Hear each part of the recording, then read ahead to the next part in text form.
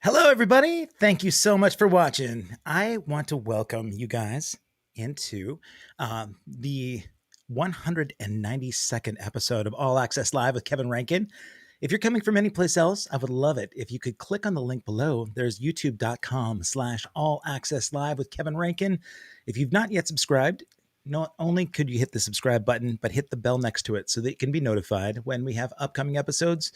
We have so many incredible guests from the past, from Tawny Katane to visionaries. We've got musicians, rock stars, authors, and somebody today who's very special is going to be not only influential in the music realm, but also in the charitable and positive thinker realm. Before we get started, I want to thank my sponsors at 5 Star Guitars. 5 Star is based in Beaverton, Oregon. So if you're looking to play guitar and you're anywhere else and you want to order online, you can save money by going to the link below, 5starguitars.com/all access live, and use the promo code of all access 15.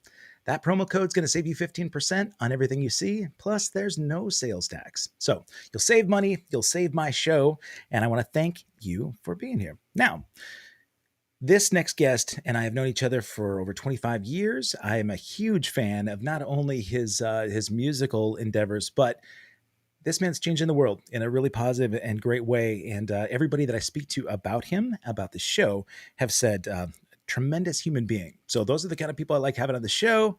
Here he is. I got Jeremy Wilson. How you doing, sir? Hey, Kevin. I am doing very well. Thank you. Down here in my basement bunker. Uh, you're quarantined, man, but I see Oh, I plenty don't of. hear you. Can you not hear me Uh, now? How's that? Is that better? Yeah, for a moment, I'm so sorry. We in your bunker, perhaps we lost you. Can you hear me all right? Jeremy froze for just a second, so let's keep our fingers crossed and hope he can get back in here. Um, he dropped connection, but we'll get him back.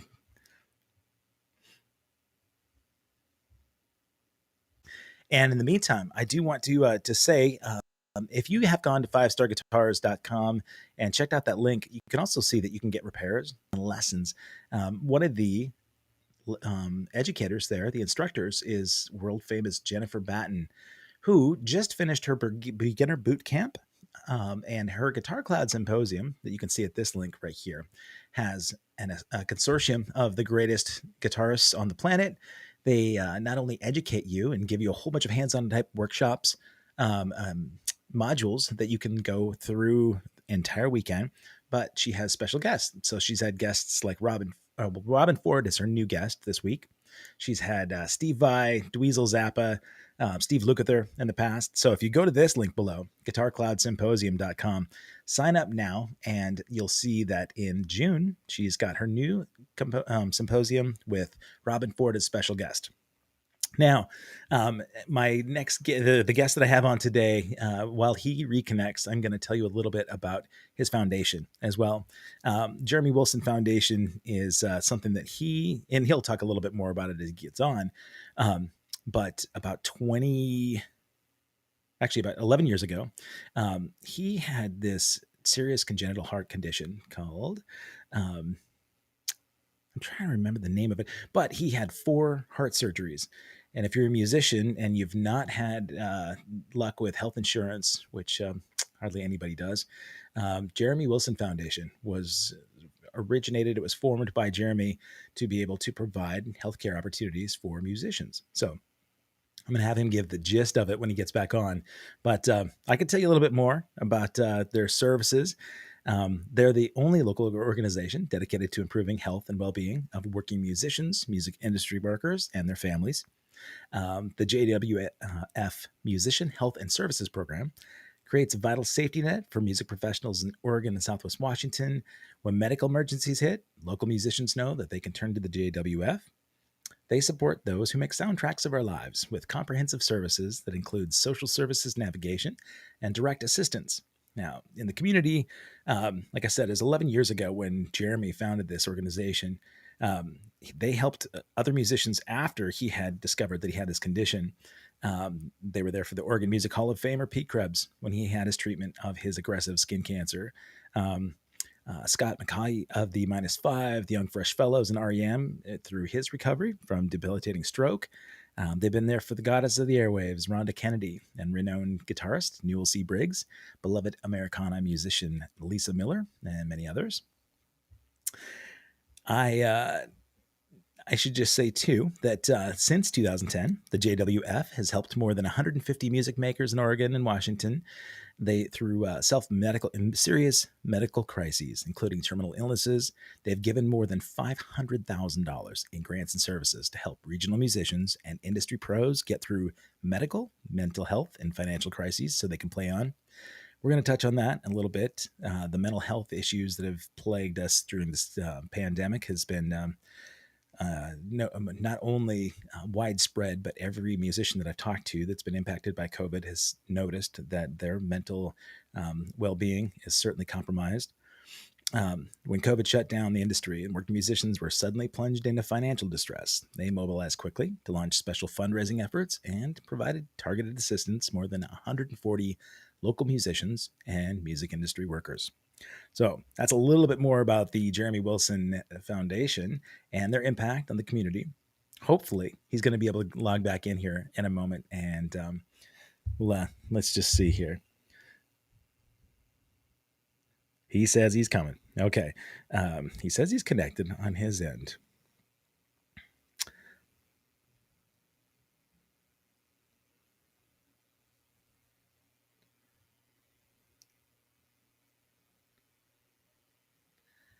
And I can talk a little bit more about upcoming guests as well. He's got the interesting thing about this service that I provide, this Restream tool. It aggregates all sorts of chat from the different streaming platforms that we stream to. I stream to Twitch and Facebook and YouTube. When we do that, sometimes there are technology issues where the link that gets sent to the artist that joins will sometimes bump them out, I guess. So hopefully, hopefully he can get back on a second, and I can talk about who's coming up next.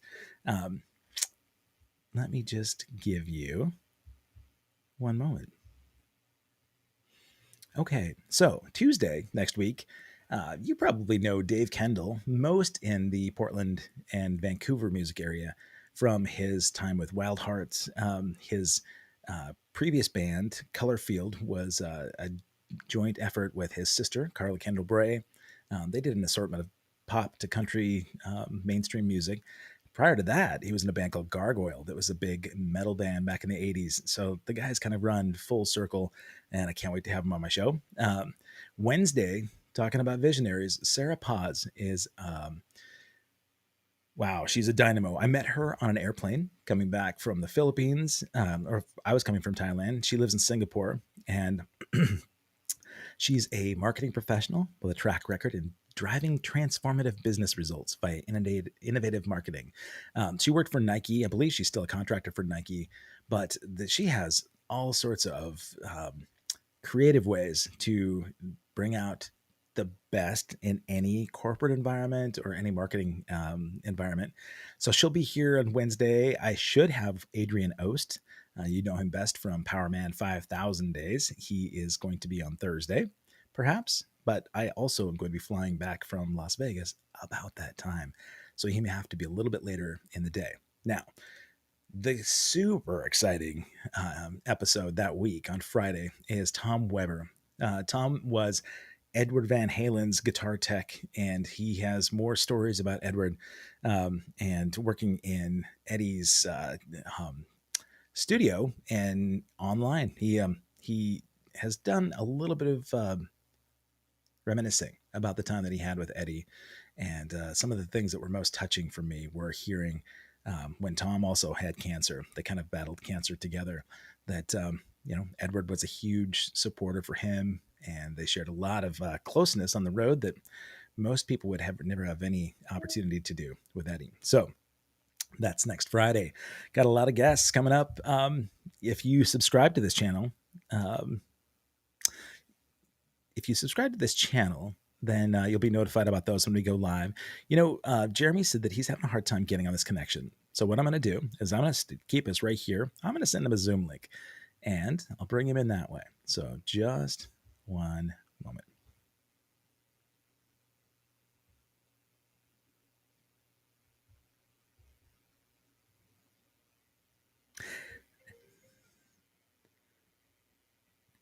I've got Jeremy here on speakerphone. This is great. Hey, Jeremy, how you doing? I'm good. Hey, hey, let's do this really quick. I'm gonna send you a Zoom link to your email. If you can try hop on Zoom, and then I'll just bring you in through a screen share on this program here. Does that sound cool? So are you gonna do Zoom link off of my phone here? You mean? Either way, you can. I just send it to your email. So if you want to on your computer, go ahead and click on it and jump in and Zoom, and I'll bring you in this way. Here, I'm gonna do it on my phone. I hope. Okay. I don't know what. I'm on.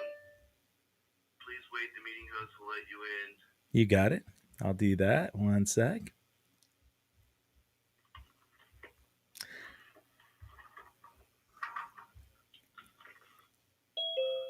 We will not allow technology to shut us down.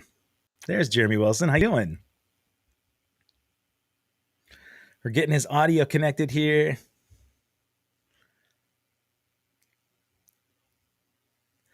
Hey, Jeremy. If you can hear me, let me know. I'm listening for you. Cellular data. You are using. There you go. We got your audio now. Can you hear me? I can hear you now. Okay, great.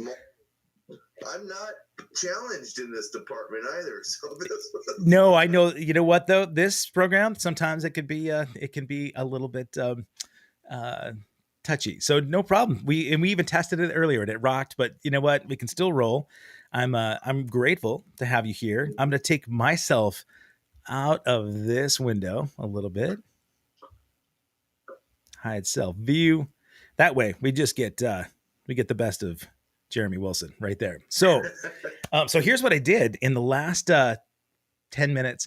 I read through all the talking points about how Jeremy Wilson Foundation has impacted the community. So this, but let's go back a little bit. Let's before the Jeremy Wilson Foundation, your bands, Dharma Bums and Pilot, were the ones that I was first exposed to. We did a lot of shows when I was with Ana Lama. And I was a huge Dharma Bums fan too. So tell me just a little bit about the background and what your early Portland music life was like. Oh wow, it seems so ancient, but it seems so not that far ago or long ago. It's so strange. I've just been kind of living a musical life since I was 14, and started in my first professional band called the Watchmen, which in a lot of ways you could call an early version of the Dharma Bums, because It was Jim Tolstra, Dharma Bums bass player, and Eric Lovery, Dharma Bums guitar player. And we were a young, hot sensation band in the early 80s called the Watchmen, and we knew several hundred cover songs, and we played high schools and Grange halls and parties and clubs. We played bars. We stood in, walk-in freezers and stuff because we weren't old enough to be in the bars, as our backstage.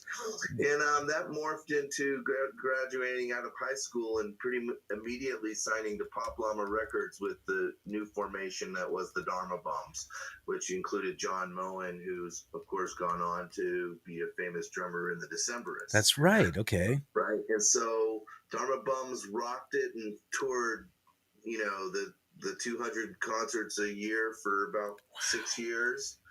And then when I think out of pure exhaustion, we sort of broke up out of stupidity in a weird, right as all of our peers, right as all of our Northwest peers were, making it huge in the early 90s.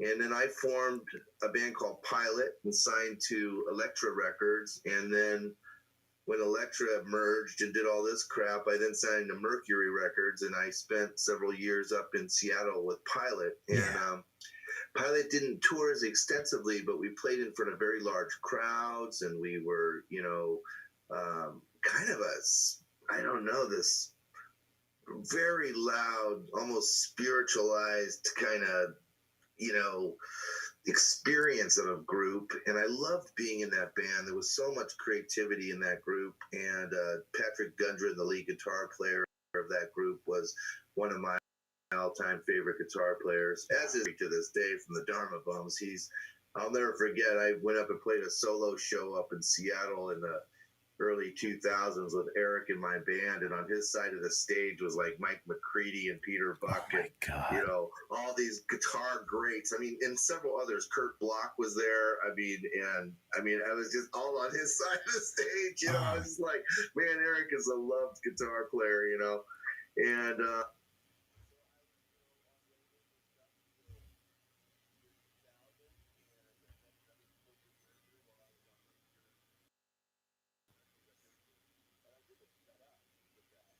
Yeah.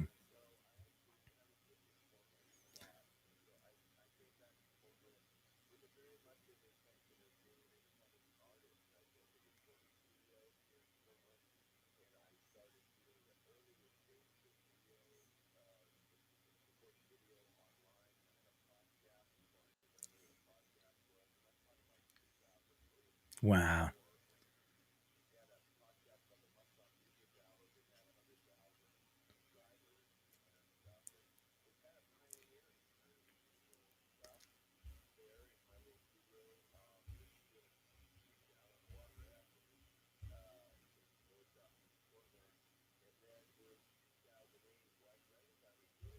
starting to launch with my audio and video stuff, I ended up in the hospital with a congenital heart condition that I was not aware of. I had the symptoms of it throughout all the 90s, through all my touring, and stuff. But I even though I was having what many people from the outside would say it was a successful music career, it didn't mean I had two pennies though to put together. And health insurance, because you know what it's like, Kevin. You're constantly playing at the max level that you can afford to do it. Yeah. So maybe you're in a band at first and it costs $500 a day and you're just barely doing that, and then all of a sudden you're playing on bigger stages and it costs $2,000 a day, whatever. Yeah, right? absolutely. No matter how big the show is, you've still got expenses, unless you're, U2's level. But, and Yeah. I wanted to touch on something too, because some people that watch the show, obviously they're not musicians. They don't know the ins and outs of the music industry. That's a fantastic point, right? That you were signed to major labels, and you mentioned Yeah. getting really sick of that process, and the process Yeah. essentially of the acquisitions of the labels. And Yeah. even if you get signed now, of course it's completely different now than it was Yeah. back then. But Yeah. you mentioned just a little bit about what became the most difficult thing for you on the label that made you just say, okay, I'm done with this thing, I'm going solo? Well, one of it was back, people probably don't know this, but I lived right through it. At the end of the 80s, the music industry changed away from the idea of what was called artist development, right? Yeah. So all of the artists that we loved, like from Neil Young to Bruce Springsteen to anybody that you want to mention from that era, they were signing record deals, which was the reason why they signed a record deal that was 7 or 10 records long, was because the idea was the label was there for you for those first 3 or 4 records as you were establishing yourself. Sure. Well, by the late 80s, they realized that they could the big labels realized they could make a lot more money from the, Britney Spears and the boy bands and the things that they were starting to put together all via their own producers, right? And stuff. And then, of course, I was part of the grunge scene, right? Right. And we kind of shot everybody in the foot by becoming so popular via our own DIY movement, which also got included and basically discovered for the major labels, the college radio circuit and stuff like this. So it's such a deep dive into this conversation that we're having. But basically, I really, one, we were a bunch of punks. We didn't like, having anybody tell us that we had to do something to toe the line to promote something properly. And I do think that we were kind of jerks in some ways. I think there were aspects that we could have played along a little bit, not been so hard to deal with, kind of thing, a little bit. Okay. But on the other hand, there was not support for touring. Yeah. for us, and we paid for it all. If it wasn't for the Dharma Bums or Pilot being able to play a show in front of a couple thousand people in our hometown, and I'm talking, we only charged $5 a ticket, Right. and even back in the day, that was not very much money. Maybe it got to 10, but I don't know. But it financed our being able to go out and play across the nation and stuff. That's why by 1987, 1988, when the Dharma Bums were already playing in New York, we were one of the first groups from this region to go play CBGBs and go there, right? Yeah. And we wouldn't have been able to do it if we didn't have that hardcore loving fan base, and that we also, and if we hadn't discovered that the number one thing you can do as a band is put your own door person in to take that ticket money. Good point. We would pay off the door person, that we'd give $150 to the door person and say, you go sit down, have a good time, here's your money, or you can take IDs or whatever, but we're putting our person at that door, right? So that, because, and then all of a sudden when we figured that out, it was like all of a sudden we weren't getting paid $250 a night. We were getting paid $2,000 a night. Absolutely.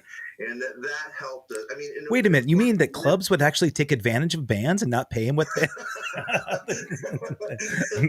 I thought the record industry was so above board, man. Come on. Wait, watch your heart there. I don't hurt it again. No, sorry. So anyway, I mean, it was a long. So that was a very long thing. What burned me out?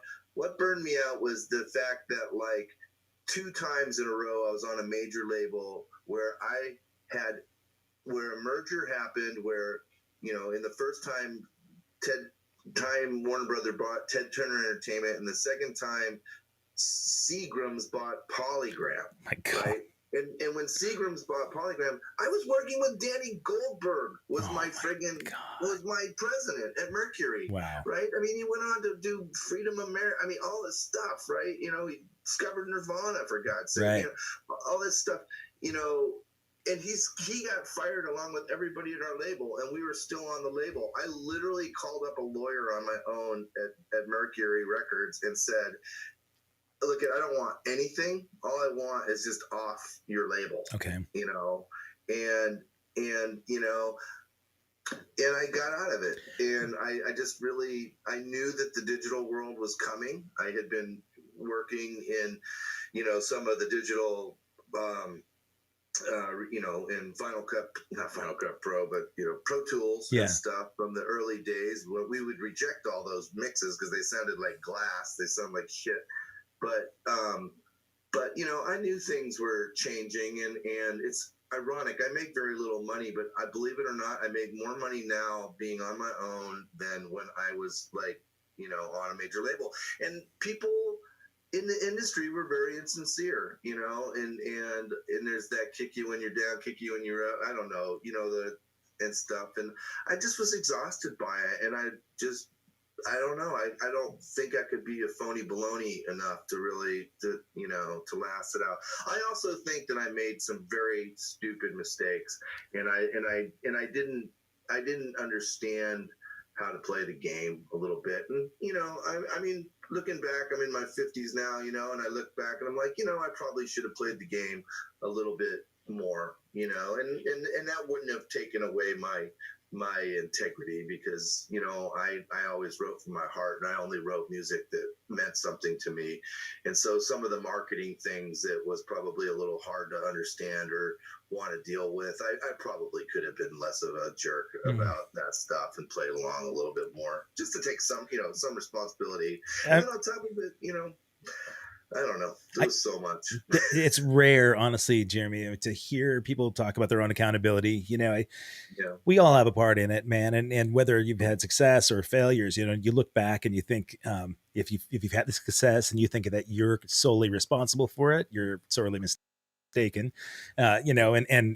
And vice versa, and when you feel like everything else is what the label's fault or our fault, there's parts in it that you can recognize and use it as teachable moments, right?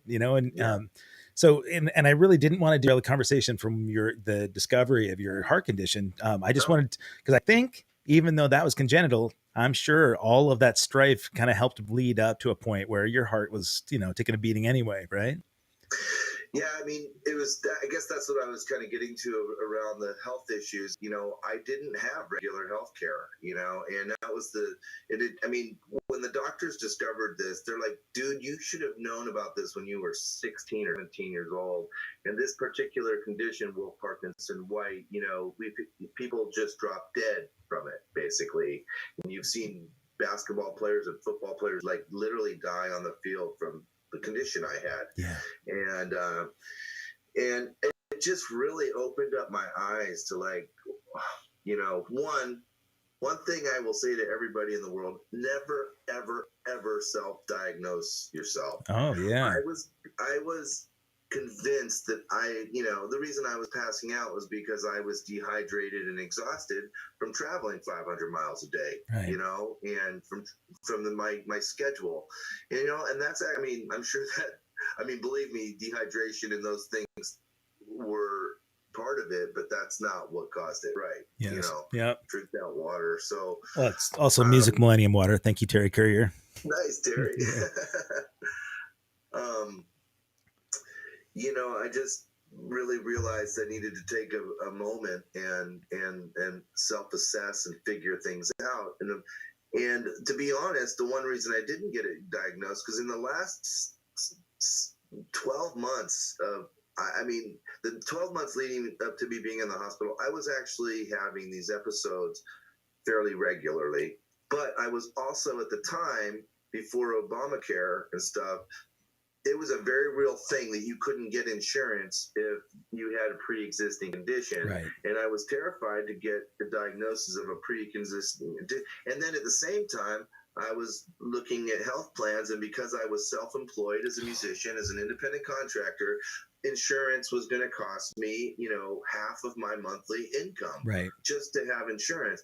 And I did not know about the Oregon Health Plan and those things. And it was ultimately people hearing about my condition in the paper once it did actually happen, where music fans of mine reached out, and one of them was an actual health advocate, state person that was a fan who took my hand and walked me through, here, let's get you on OHP, and then still, even when I was on OHP, I had to pay $850 a month into a fund before I could even get the surgery I needed, which was also felt like a certain sense of being an unfair situation. It's like, you're going to dictate me getting the operation I need and put me on these beta blockers that, are horrific on whatever. Yeah.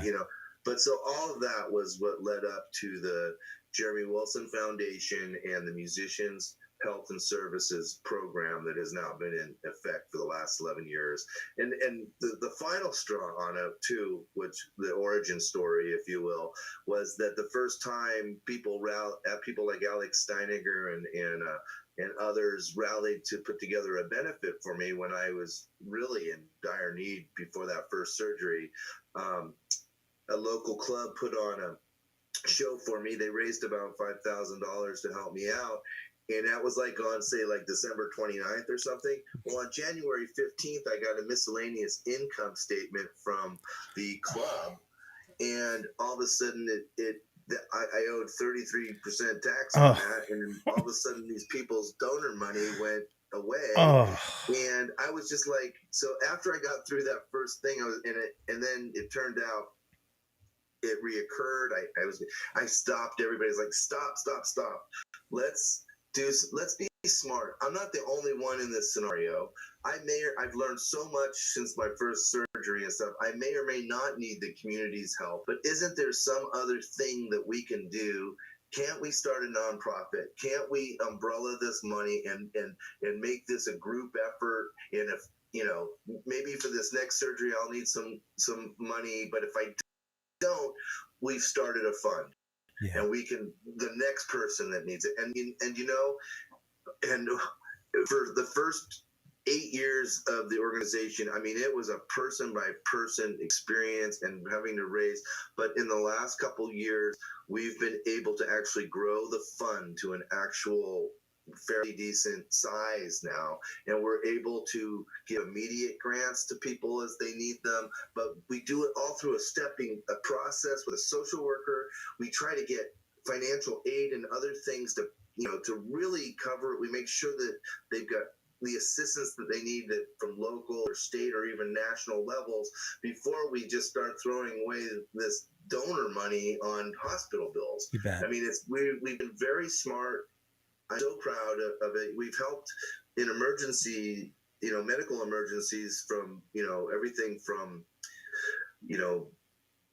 minor surgeries all the way up to hospice care and stuff, about 150 different individuals and their families. Wow. And then in this last year of COVID, we were able to distribute about 140 $500 immediate assistance grants. Wow. To 140 different, so $70,000 worth of assistance grants to Portland area, regional, and Oregon and Southwest Washington folks, which, from what I understand, was like this. One, I know this, we were the first assistance anybody got.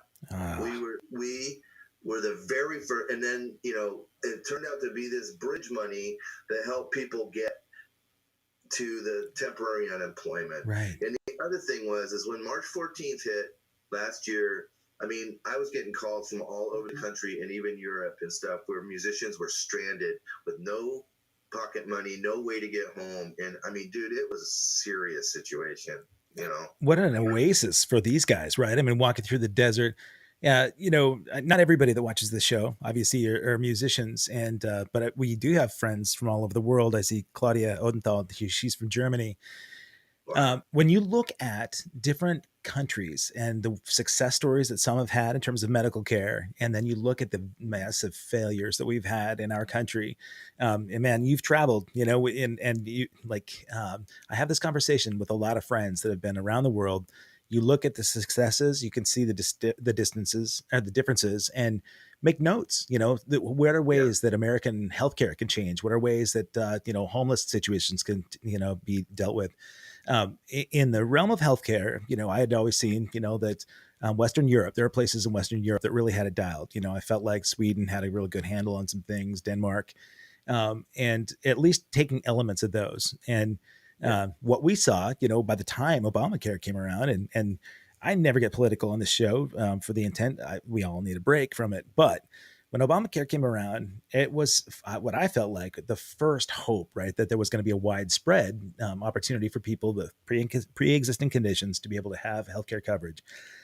And of course, it got watered way down, with the congressional, sort of hurdles. It didn't represent what it was intended to. And one hopes, right, that they can look at models like what you've done, where it started on a case by case basis, but really was able to provide a vast amount of help to people. You touched on the pandemic and having a bridge of $500 to be able to get you to just emergency coverage is one thing. And I would bet you and I could both agree that mental health was a huge issue this year, right? I'm wondering if, how did JWF respond to some mental health crises that way? Well, those people went through our actual, our pre-existing health.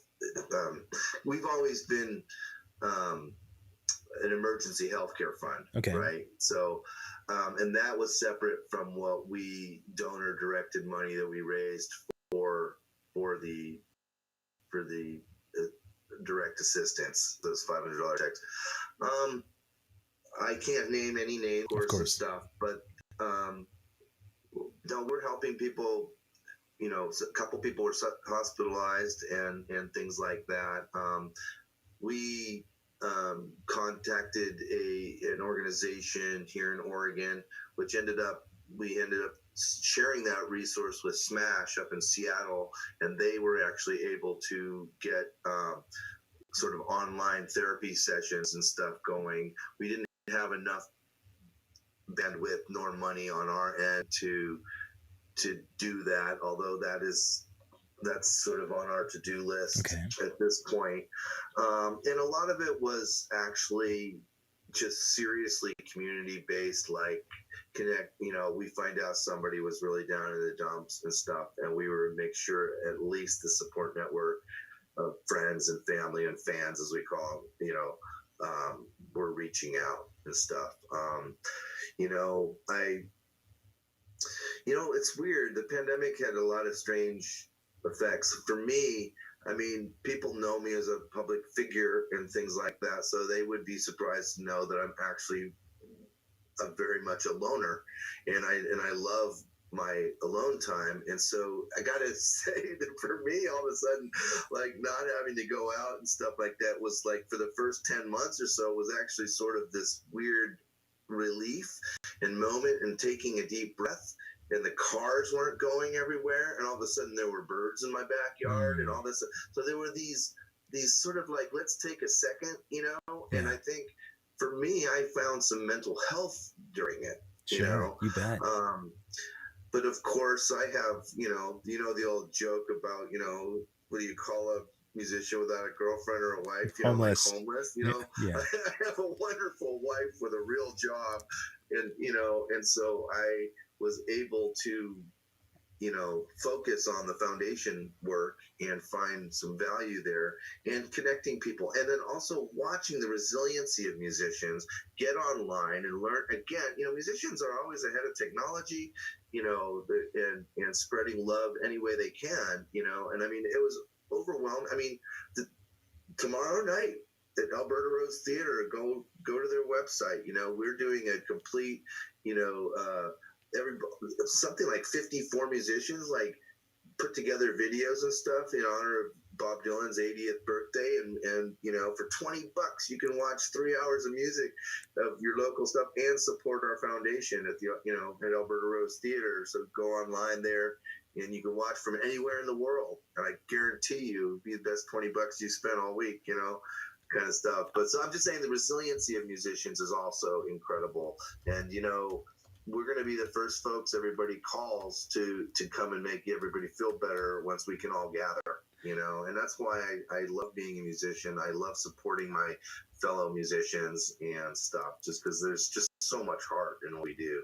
Especially in this community, right? This, I'm going to go ahead and pop that link up here. If you guys were wondering about the event that Jeremy was just talking about, if you go to albertarosetheater.com, you can see where the tickets are available. You can get them online so that you don't have to actually go to a ticket box. And Claudia, you can watch it right there in Germany if you want to. So, yeah, and if you hook up your TV to that stream and run it through your stereo, because I guarantee you'll love it. Nice. That's good, man. You know what? We need it, right? The pieces of the pandemic, that there are silver linings for sure. It was amazing to be forced to slow down. I'm one of those guys like you that just, try to have, you have so many plates in the air that you're juggling, and I tend to drop some if I have too many going on. It's a lot easier to kind of trim down the plates and just focus on the manageable list. I also got much, much closer to my buddy, my spirit animal. And folks, if you guys are watching, besides my two wonderful young men, my spirit animal, Edgar Allan Pug, had a shared cousin with Jeremy. Jeremy also had Edgar Allan Pug that unfortunately that passed away. And I'm so sorry, buddy. Oh my God. I got to tell you, that was in September when the fires were raging here, and stuff, and it was amazing on the day that we had the home compassionate care people come.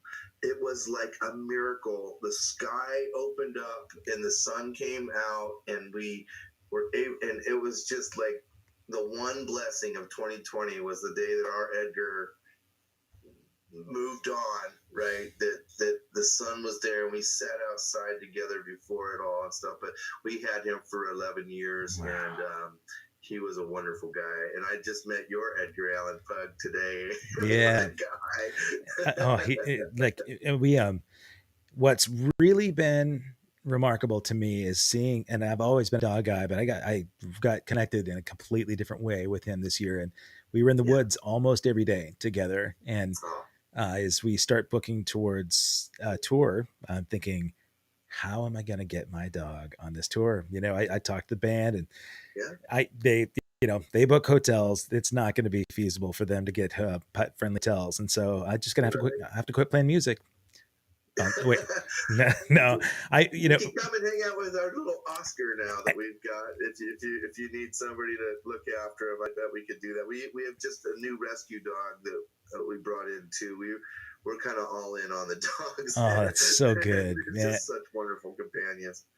Isn't it amazing how you talked about musicians and their willingness to be generous? Not always, but I think communities make that, right? And so in the Portland area, the Portland music community has really grown to be this unbelievably supportive venture. They're very respectful, I think, when we had the pandemic, of people to, even though some places would allow live music, they were respectful, not want to put somebody else in a position where they could be exposed. It was a conflict for me to go even San Diego last week to play. I wanted to make sure that the venue was really taking care of the patrons. I don't want to contribute to another spreader event, right? But Portland is, if I didn't know you and people didn't know about you, but they heard that what you did through the JWF was geared towards all of this really amazing, generous contributions to their fellow musicians, they wouldn't be surprised, because really this is what this community is all about. I was thinking, what could JWF benefit by the most? How could you really be helped more? Whew, wow. Well, coming up, I wish I had the announcement up on our website, but actually we are looking for very outgoing volunteers to help us out at the Waterfront Blues Festival this year, to take a 5-hour shift. They have got this incredible, they're doing it at Zidell Yard. And so this is very like nuts and bolts, what can help us right now. Sure. And of course, what we really could use is several employees, but we would need that angel investor or donor to come in and help us out. I'd like to see the organization grossing like $1 million a year, because we would like to be able to distribute, $700,000, $800,000 a year in assistance, and we're also working towards creating an endowment fund. And what we want to do is we want to put $3.2 million into an endowment fund to make $100,000 available for eternity every year. And we're far away from that. I have finally, it's taken years to really develop a really, really, really strong board of directors. And I'm so proud to say that now we have got all the right people on the board. It's the first time, there's always been oversight, and I can count for the money from day one all the way through till the today. It's really hard to find very professional level people that want to spend the amount of time that an organization like ours requires. During the pandemic, we were having board of director meetings once a week for 10 months in order, and I have finally, I still wear 34 hats, right? But I've actually been able to hand about 4 or 5 of those hats over. And just our having a CPA as a treasurer now is just so really what do we need? We need professional level guidance and help.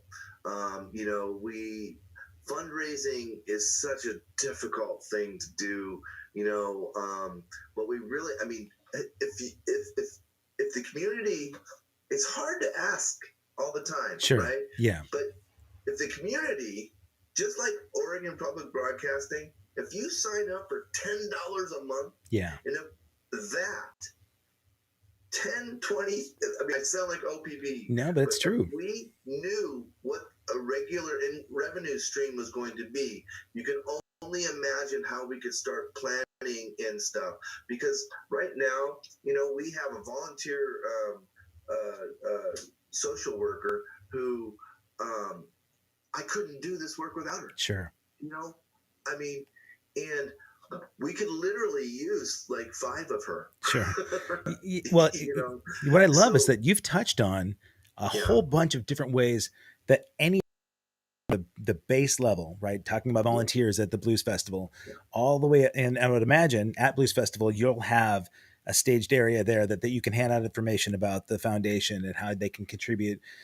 So that's the grassroots level. Then you've got the angel investors at the top that if they understood the mission and yeah, they understood what they could do in terms of breadth and depth, of your assistance, there are ranges in there. I mean, mental health professionals that are yeah, out there, therapists and social workers, if they've got yeah, that expertise and they can volunteer some time, yeah. at least, Or if we can get to a point where we can give them $100 for working with a client, right? yeah, So that, because they're in the same, the medical community is overwhelmed. I mean, right. our social worker, I love her so much. I mean, I got a award this year called the Lowenstein Trust Award. She's the one that needed to get it. You know what Okay. I mean? I'm Yeah. just saying, is like, she is like, I can't express to you, but so I'm just saying that, like, I'm really proud of this organization because we have taken, the treasured gifts of these donations from the community, and we either given it as right back out as direct assistance to somebody that needs it, or we have found a way to make a program, really solid. Yeah. And something, I mean, like, right now, one of our biggest things is actually getting the word out to more musicians. Yep. Right? You don't need to call us up only because you have a hospital bill. You can call us up because you don't know how to navigate or can't figure out how to get the health insurance going through, the Oregon plan or through Obama, whatever. Yeah. Right? We are really offering. I mean, that is almost as big as helping somebody out in that medical emergency, because what we're being is proactive for somebody's healthcare. Absolutely. Right? And I was in my 30s before I even understood I can call up a doctor and say, hey, I don't feel right on this medication. I mean, people might be surprised and go, well, what are you, stupid or something? No, I just don't know. It's I mean, that type of, ignorance, if you will, is only because, you've afforded all this other energy into your creative side. It's like expecting an artist, a sculptor, to know how to change, fix the mechanical issues in his car. Just that wouldn't, you would never expect that. And so, don't be too hard on yourself there, for sure. And I know you've got a super important, hard-ended time right now. So this is what I want to do. I have Can to. I come back on sometime? Oh my God, we have to have a part two because my whole snafu of technology was and so what I'll do is then I'm going to wrap it with this. Oftentimes on my show, sometimes, it's less spirited and I love to ask people about guilty pleasures. So you can earmark that for next time. Okay. What I love more than anything is to have people's sense of their legacy. Mm-hmm. What would Jeremy Wilson want at the end of his days to be known for? I won't lie. I would love to be remembered as a great songwriter, but that's not for me to say or do. I mean, that's just for me to do. It's just to keep writing music and stuff. But I think more than anything, I hope people know that, I love life and I love people, and that, back in the day when I started first promoting those big shows at Pine Street and stuff, it didn't go past people that, like, you'd have a funk band, a punk rock band, a pop band, and Americana band all on one show, right. And that was very deliberate on my part because I really hate divisions in people. I hate I only listen to metal, or I only this, or I only that. I just think you're shortchanging yourself for meeting great people, and I have life that way, by really being open-minded, and I think not to get political, but like, boy, could we use some open-mindedness starting to happen. Well, right and now, you know what? So, And this is where it starts, right? I mean, it starts with us not using it as a platform, but more just leading by example. I revere you. And I just, one thing that just impresses me more than anything else is somebody stepping outside themselves in order to make somebody else's life better. And you're a perfect example of it, man. I am so proud of you. And really, we need more Jeremy Wilsons. Kevin, thank you, man.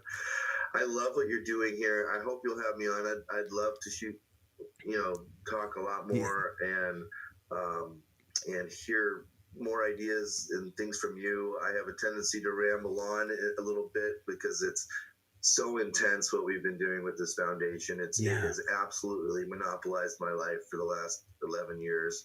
And, but we're really, this last year and a half or two has been like kind of revolutionary as an organization. And so please contact our website at thejwf.org. Please give a donation if you can, or at least at the very most tell your musician friends that we're here for support for them and stuff. And Kevin, I really do have to go. Yeah. And dude, I love you, brother. I'd love you too. I hope you'll have me on again soon because there's lots more to talk about. When you're done with your appointment, let's trade numbers or trade notes, and we'll get the schedule happening. Next time, too, we may do it in person. You can talk, and I'd love to hear you play some music. Okay.